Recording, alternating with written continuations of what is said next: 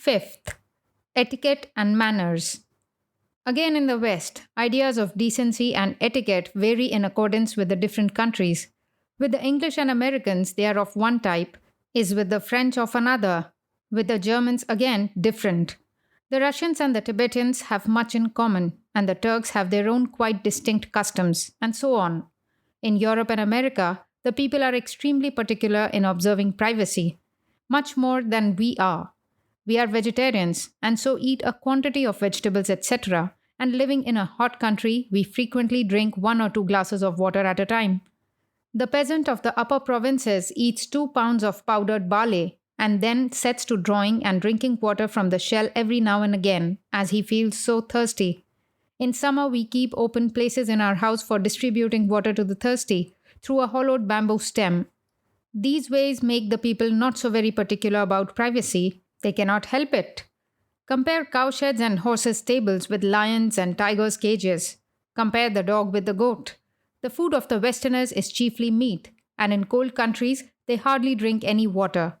Gentlemen take a little wine in small glasses. The French detest water. Only Americans drink it in great quantities, for their country is very warm in summer. New York is even hotter than Calcutta. The Germans drink a good deal of beer, but not with their meals. In cold countries, men are always susceptible to catching cold, so they cannot help sneezing. In warm countries, people have to drink much water at meals. Consequently, we cannot help eructating. Now note the etiquette. If you do that in a Western society, your sin is unpardonable. But if you bring out your pocket handkerchief and blow your nose vigorously, it will see nothing objectionable in that. With us, the host will not feel satisfied, so to say, unless he sees you doing the former, as that is taken as a sign of a full meal. But what would you think of doing the latter when having a meal in the company of others?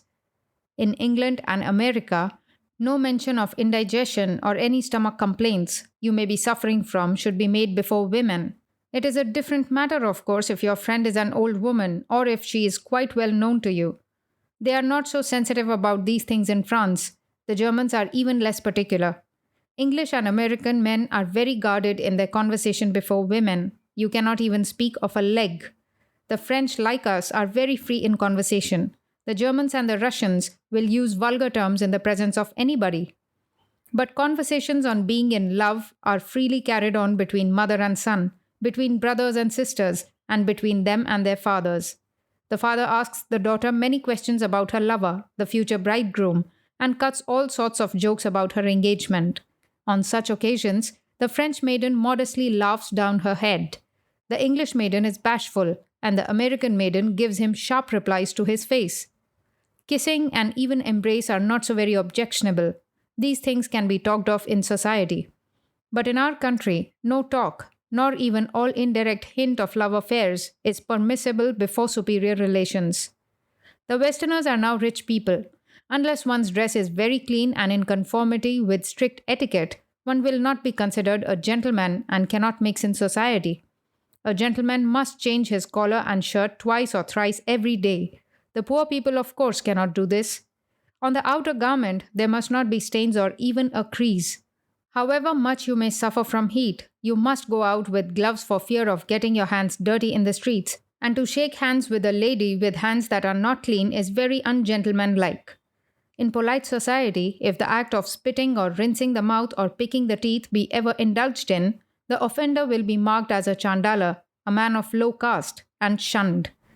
The dharma of the Westerners is worship of Shakti, the creative power regarded as the female principle. It is with them somewhat like the Vamacharis' worship of a woman. As the Tantrika says, on the left side the women, on the right the cup full of wine, in short, warm meat with ingredients. The Tantrika religion is very mysterious, inscrutable even to the yogis.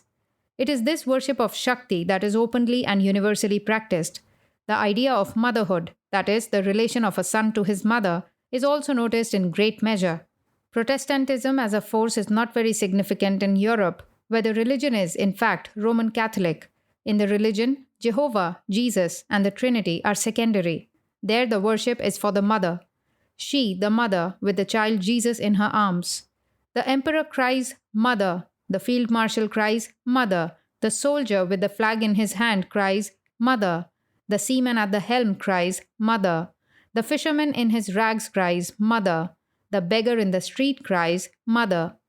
A million voices in a million ways, from a million places, from the palace, from the cottage, from the church, cry, Mother, Mother, Mother.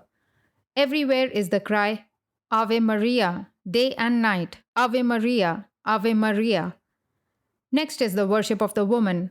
This worship of Shakti is not lust, but is that Shakti Puja, that worship of the Kumari, virgin, and the Sadhava, the married woman whose husband is living, which is done in Varanasi, Kalighat, and other holy places. It is the worship of the Shakti, not in mere thought, not in imagination, but in actual, visible form. Our Shakti worship is only in the holy places, and at certain times only is it performed. But theirs is in every place and always, for days, weeks, months, and years. Foremost is the woman's state, foremost is her dress, her seat, her food, her wants, and her comforts. The first honors in all respects are accorded to her. Not to speak of the noble born, not to speak of the young and the fair. It is the worship of any and every woman, be she an acquaintance or a stranger. This Shakti worship the Moors, the mixed Arab race, Mohammedan in religion, first introduced into Europe when they conquered Spain and ruled her for 8 centuries. It was the Moors who first sowed in Europe the seeds of Western civilization and Shakti worship. In course of time, the Moors forgot this Shakti worship and fell from their position of strength, culture, and glory to live scattered and unrecognized in an unnoticed corner of Africa, and their power and civilization passed over to Europe. The mother, leaving the Moors, smiled her loving blessings on the Christians and illumined their homes.